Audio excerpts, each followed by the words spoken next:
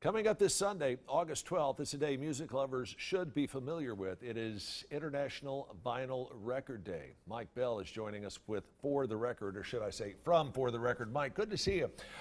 Before we get to some of the collector vinyl you brought with you, you got another store opening up, you were telling me. Actually, it's already open.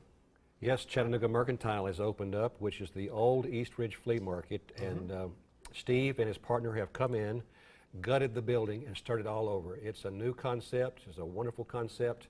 It's a way for us to display at another part of town what we actually do, which is sell records. And you sell a bunch of them.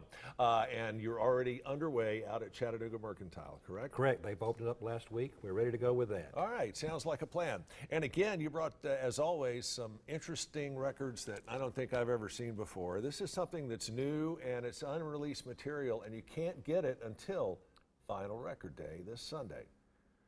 Actually, most of this will be released on Friday. On Friday? Okay. All right. And this is... even though we're opened on Sunday. Okay, I knew you would be. This is T-Rex. It's called T-Rextasy, and this is nothing but live material done by T-Rex, correct? Never released. This was early 70s concert, just released. And he did a lot of studio stuff with a guy named Elton John that you probably are familiar with years and years ago. T-Rex, of course, had the big hit Bang a Gong back in the 70s, a talent taken away from us all too soon.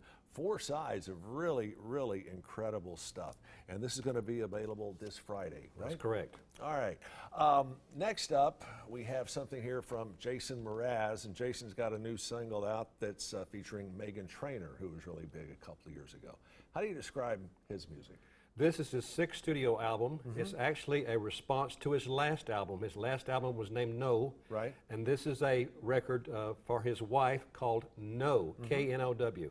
He's a wide, varied talent. He's everything from reggae to soul to acoustic rock, and Jason puts it all together, and he's been a Grammy winner, so he's very popular right now. And don't you love these new album covers? This is the things we missed when we had cassettes and when we had CDs, where we got these beautiful covers, and people really come together with that. You and I have had the discussion before that as far as the sound of the vinyl, I think it sounds warmer. It sounds more authentic, if you will. We celebrate 70 years this year. In 1948, they invented the 33 1/3 RPM record, which allowed them to share more of the music. Right. More of what we actually hear came from that invention. And we're celebrating 70 years of that now. And of course, Thomas Edison, don't forget, developed the very first phonograph record player. Boy, if Edison could only see what his inventions have become over the years. Absolutely incredible. You're seeing a big uptick in vinyl sales, and you have for a while, right?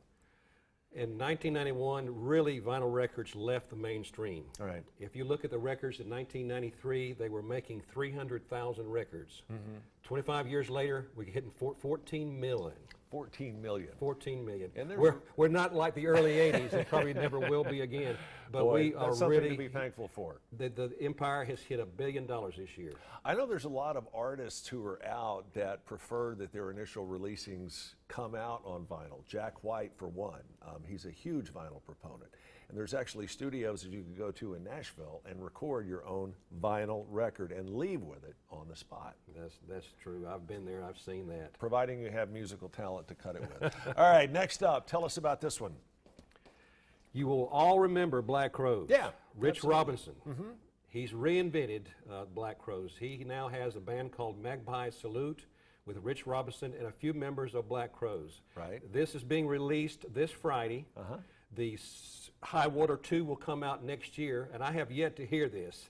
A lot of things that I sell, I really don't have a chance to hear, but I really want to hear this one. This is the famous Black Crowes guy, Rich Robinson and his band, doing it again. And you know, they did a lot of rock that was really centered around the early blues. Some really good stuff. And there's, gosh, this is another double album set, so you get 4 sides of some of the great Robinson music.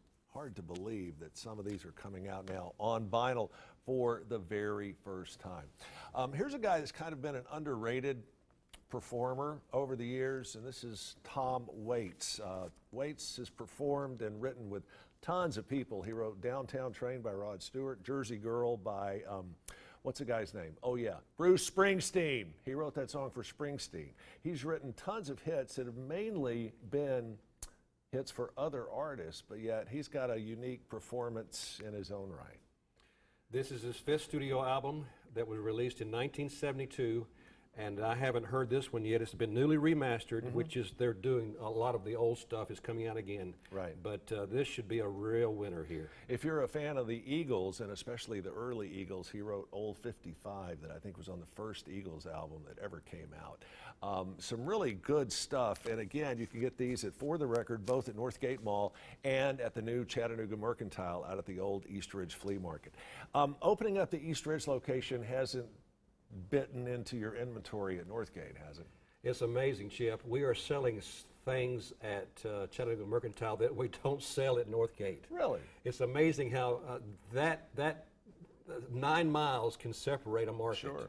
Well, it's a great thing you've done helping bring vinyl back into the mainstream. Mike, thanks so much. You can check out more at For the Record, 412 Northgate Mall, and the new location at the old East Ridge Flea Market, now known as Chattanooga Mercantile. We have more of Let's Chat right after this.